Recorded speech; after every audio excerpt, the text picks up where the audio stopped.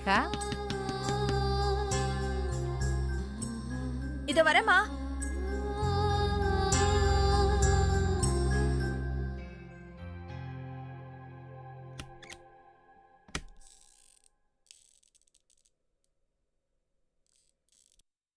ஏம்மா மணி 10 போகுது, இன்னும் சாப்பிடாம இருந்தா எப்படி? அப்பாவும் நீங்களும் சாப்பிட்டீங்களா? அப்பா சாப்பிட்டுட்டு போய் படுத்தாச்சு. நான் இன்னும் சாப்பிடல. ஏம்மா? இது என்ன கேள்வி? நீ சாப்பிடாம நான் என்னைக்கு சாப்பிட்டிருக்கேன்? என்னம்மா நீங்க? சரி, இப்ப அதனால என்ன? வா 2 பேரும் போய் சேர்ந்து சாப்பிடுவோம். மா, அதுக்கு முன்னாடி நான் உங்ககிட்ட கொஞ்சம் பேசணும். எதை பத்தி? சொல்றேன். ஆ, அப்பா தூங்கிட்டாருல்ல? ம். ஏம்மா, என்ன உங்களுக்கு எவ்வளவு பிடிக்கும்? இது என்ன கேள்வி? அதுவும் இந்த நேரத்துல? எதிர்கேள்வி எல்லாம் கேட்காதீங்கம்மா. கேட்டதுக்கு மட்டும் பதில் சொல்லுங்க. ஏன் பிடிக்கும்னா நீ என் பொண்ணு, அதனால அவ்வளோ பிரியம். நீங்க என்ன பெத்தெடுத்த அம்மா இல்லையே. ஆனா பெத்த அம்மா போல என் மேல பிரியம் வர காரணம் என்னம்மா?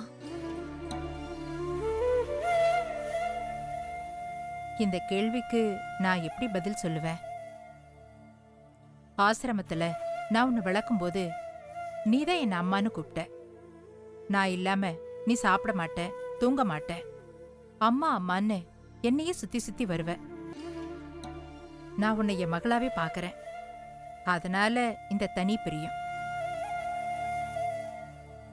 ஆசிரமத்துல இருந்த 1000 குழந்தைங்கள்ல நான் மட்டும் ஏமா உங்களை அம்மானு கூப்பிடணும்? நீங்க என் மேல மட்டும் ஸ்பெஷலா பிரியம் காட்டினதுனால நான் உங்களை அம்மானு கூப்பிட்டேனா? இல்ல நான் உங்களை அம்மானு கூப்பிட்டதுனால நீங்க என்கிட்ட பிரியம் காட்டினீங்களா? ஏன் கேக்குறேன்னா, ஆசிரமத்துல இருந்த 1000 குழந்தைங்கள்ல என்ன மட்டும் ஸ்பெஷலா கவனிச்சுக்கிட்டீங்களா? மத்த குழந்தைங்க கிட்ட ஒரு ஆயாவா வெறும் உங்க கடமையை மட்டும் செஞ்சீங்களா? இல்ல ஸ்னேகா, எல்லா குழந்தைங்க கிட்டயும் ஒரே மாதிரி தான் பழகியிருக்கேன். அப்பா ஆசிரமத்துல இருந்து என்னை கூட்டிட்டு போக வரவும் அங்கிருந்த அத்தனை குழந்தைங்களையும் அம்போன்னு விட்டுட்டு என்ன வளர்க்கறேன்னு எங்க கூட நீங்களும் வர என்னம்மா காரணம்? ஏன்னா நீ என்னை விட்டுட்டு போக மாட்டேன்னு அடம் பிடிச்ச.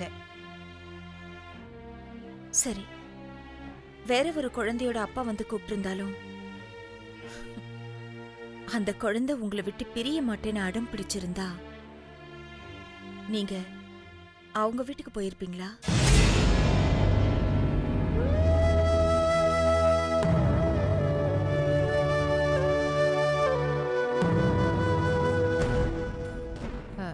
அது எப்படி? நான் அடம் பிடிச்சிருப்பேன் தான், அழுதிருப்பேன் தான். ஆனா நான் 2 நாள்ல சரியா இருப்பேனே. அப்போ என்ன சாக்கா வச்சு எங்க கூடவே நீங்க வந்துட்டீங்க, அப்படித்தானே?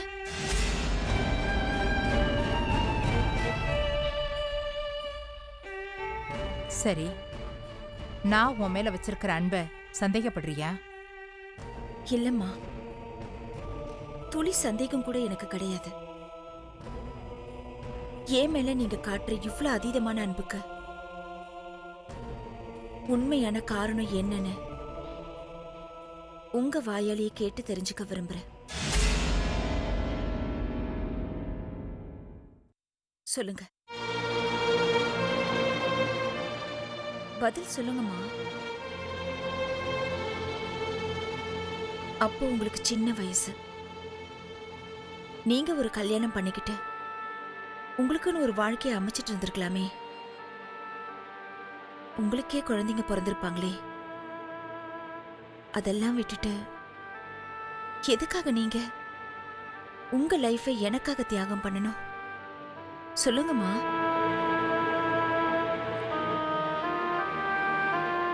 நீங்க என்னோட அம்மாவா இருக்கிறதுனால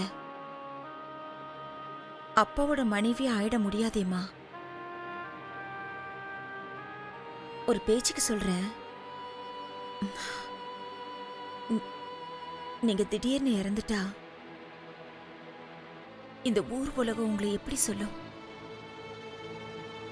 தேவராஜோட மனைவின்னு சொல்லுமா?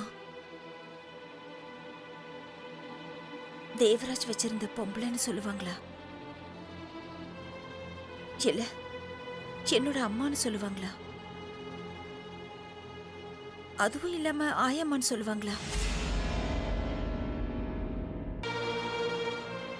ஏன் நீங்க எழுந்ததுக்கு அப்புறம் என்ன, இப்பவே இந்த உலகம் உங்களை பத்தி எப்படி நினைக்கிறாங்கன்னு இதுவரைக்கும் உங்களுக்கே தெரியாம போயிருக்குமா என்ன?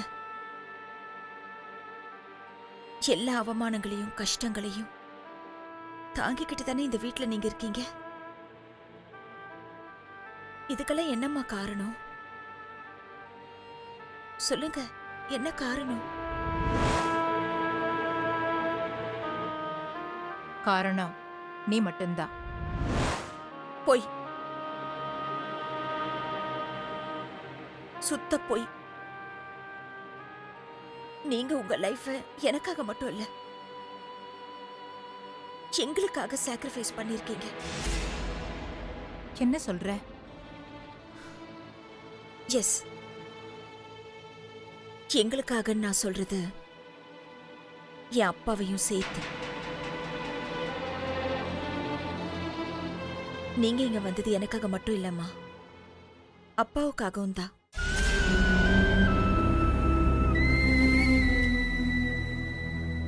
என்னம்மா அப்படி பாக்குறீங்க? இல்லன்னு சொல்லுங்க பாக்கலாம். அப்பவே அப்பா மேல உங்களுக்கு காதல், பிரியம், பாசம் எல்லாம். ஆனா அப்பாவுக்கு வேற ஒருத்தி மேல காதல். அவர் அவளை கல்யாணம் பண்ணி குழந்தைய நான் பிறந்ததோ அவ என்ன ஆசிரமத்துல விட்டுட்டு போயிட்டா. நீங்க என்ன பாத்துக்க ஆசிரமத்துக்கு வந்தீங்க, என்ன உங்க பொண்ணாவே வளர்த்தீங்க. அப்பா ஜெயில இருந்து வந்ததும் எங்க கூடவே வீட்டுக்கு வந்துட்டீங்க.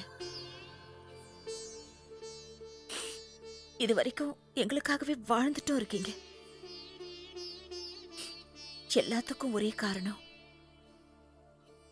நீங்க அப்பா மேல வச்சிருக்கிற காதல் மட்டும்தான். எங்க எனக்குள்ள ஒரு சஞ்சலம் வந்துடக்கூடாதுன்னு அப்பாவோட மனைவி போல இத்தனை வருஷமா ஏன் முன்னாடியும் நடிச்சிட்டு இருந்திருக்கீங்க. இப்பதான் எல்லா உண்மைகளும் எனக்கு தெரிய வந்திருக்கு.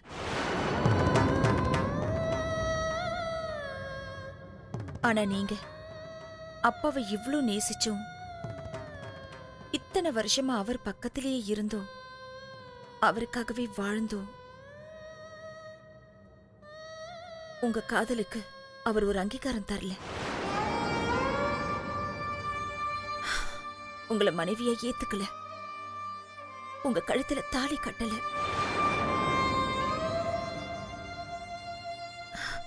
அப்படி இருந்தோம் நீங்க இறந்தா அப்பா மடியில சாகணும், அதுவும் சுமங்கலிய சாகணும். அப்பா தாலி கட்டலனாலும் அப்பாவோட மனைவியா மானசீகமா நீங்க வாழ்ந்துட்டு தான் இருக்கீங்க. அப்படித்தானே? சொல்லுங்கம்மா. இப்பவாவது ஆமான்னு ஒத்துக்கோங்களேன். ஆமா ஆமா ஆமா, நான் உங்க அப்பாவை காதலிச்சேன், இப்பவும் நான் அவரை நேசிக்கிறேன். அப்பவும் அவர் மேல இருந்த காதல் தான் பாசமா உன் மேல திரும்பிச்சு. நான் காலேஜ் படிக்கும் போதே உங்க அப்பாவை விரும்பிக்கிட்டு தான் இருந்தேன். அவர் எல்லார்கிட்டையும் இனிமையா பழகுவாரு, யாருக்கு ஒரு கஷ்டம்னாலும் ஓடி போய் உதவி செய்வாரு, நடக்கிற எந்த அநீதியும் தட்டி கேட்பாரு, எந்த ஒரு பிரச்சனைனாலும் ஆளா போய் நிப்பாரு. எனக்கு அவர் மேல காதல் வந்தது. ஆனா என்னோட துரதிர்ஷ்டம் உங்க அப்பாவுக்கு உங்க அம்மா மேல காதல். அதுக்காக நான் என்ன பண்ண முடியும்? என்னோட காதலை திறந்துட்டு நான் வேற ஒருத்தரை கல்யாணம் பண்ணிட்டு நிம்மதியா இருக்க முடியுமா?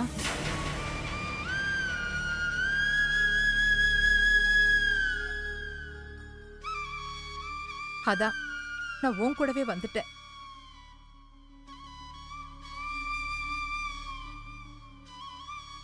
ஆனா அப்பா உங்க காதல பிரியத்தை துளி கூட உணர்ந்துக்கலையேம்மா. அவரு உங்களை மனைவியை ஏத்துட்டு இருந்திருக்க வேண்டாமா? உங்களுக்கு ஒரு அங்கீகாரம் தந்திருக்க வேண்டாமா?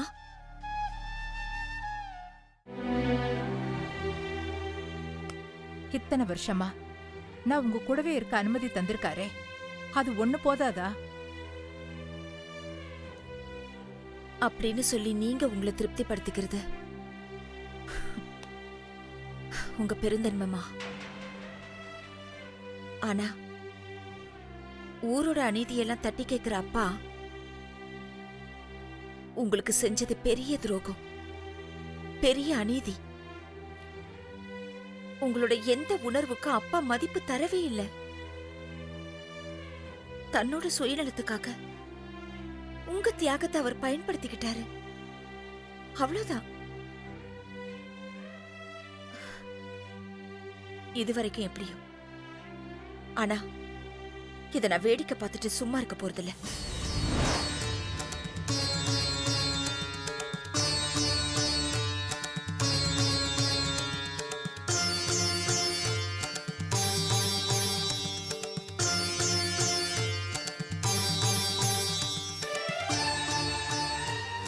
நீங்க என்கிட்ட கேட்டீங்கல்லம்மா,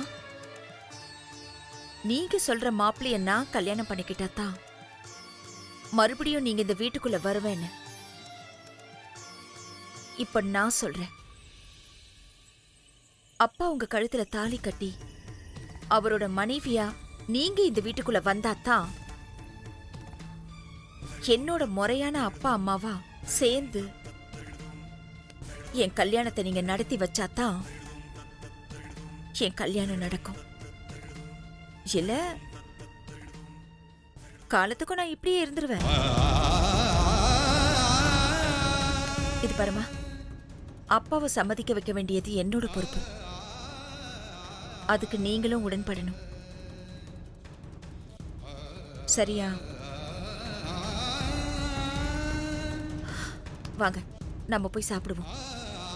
வாங்க.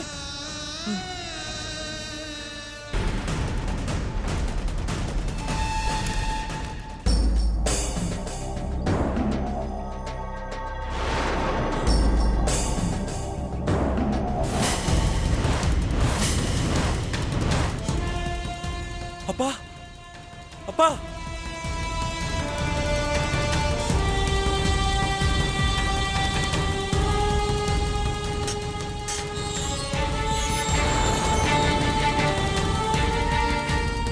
அப்பா, அப்பா, அப்பா, அப்பா, சீக்கிரம் வாங்கப்பா. என்னாச்சுப்பா? அப்பா, அவதான்ப்பா. அவ யாரு? அப்பா, அந்த முகமுடி வச்ச பொண்ணுப்பா. எங்க அருண்? இங்க வெளியில வந்திருக்காப்பா. இரு இரு இரு வர. அப்பா,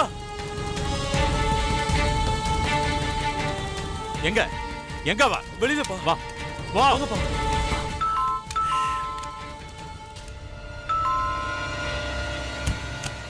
ஏய்,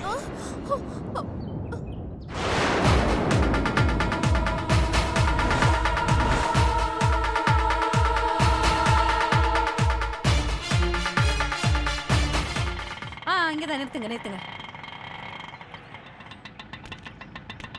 இந்தப்பா.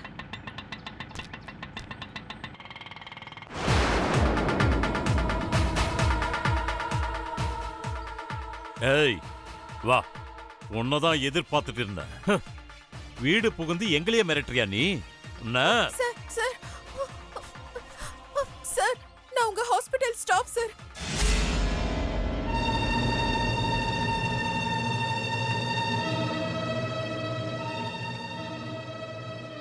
அட நீயாமா? வந்த உடனே சொல்ல வேண்டியதானே? எங்க சார் சொல்ல விட்டீங்க? அதுக்குள்ள சார் கண்ணை காட்டி மிரட்டி ஏய், வீட்டுக்கு வரவ இப்படிதான் போத்திக்கிட்டு வருவியா? வெயில் சார். ஆமா, வெயில். பெரிய எலிசபெத் ராணி வெயில்ல வந்தா கருத்து போயிடுவா. இனிமே இப்படி வீட்டுக்கு வந்த நானே உன்னை வேலையை விட்டு துரத்திடுவேன். Sorry sir. இனிமே நான் ஸ்கார்ஃபே கட்ட மாட்டேன் சார். அருண், செக்ல கையெழுத்து போட்டு அனுப்பு. சரிப்பா, வாமா. வாங்க. சே சே சே சே சே.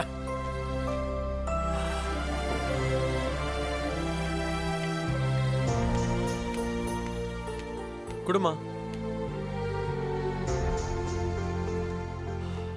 பெண் கொடு.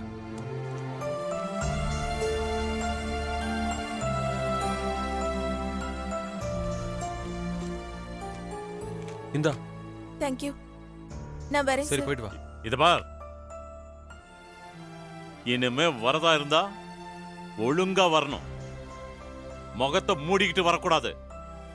வெயிலா இருந்தா ஹெல்மெட்டை போட்டுக்கிட்டு போ. சரிங்க சார். அருண், உன் ஆபீஸ்ல இருக்கிற எல்லா லேடி ஸ்டாஃப்க்கும் இந்த விஷயத்த சொல்லிடு. இன்னொரு தடவை யாராவது இப்படி முகத்தை மூடிக்கிட்டு வந்தாங்க, வேலையை விட்டு விரட்டு. சரிப்பா. போ. சரிங்க சார், நான் வரேன்.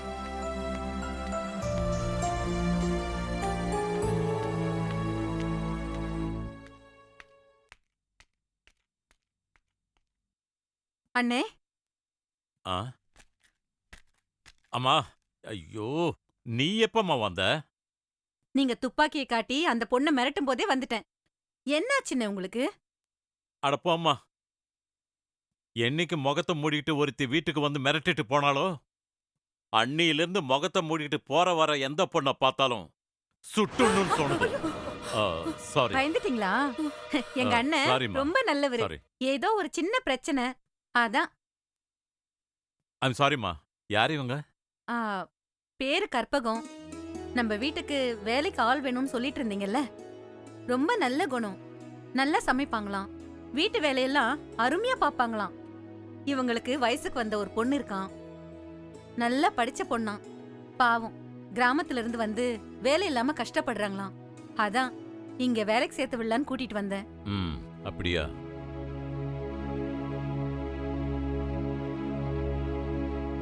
என்னென்ன யோசிக்கிறீங்க? அது சரிதான். யாரு எவருன்னு தெரியாம டிரைவிங்க்கும் வீட்டு வேலைக்கும் ஆளை சேர்த்தா ஆ, கடைசியா பணத்துக்காக வீட்டில் இருக்கிறவங்களே கொலை பண்ற அளவுக்கு போயிடுவாங்க.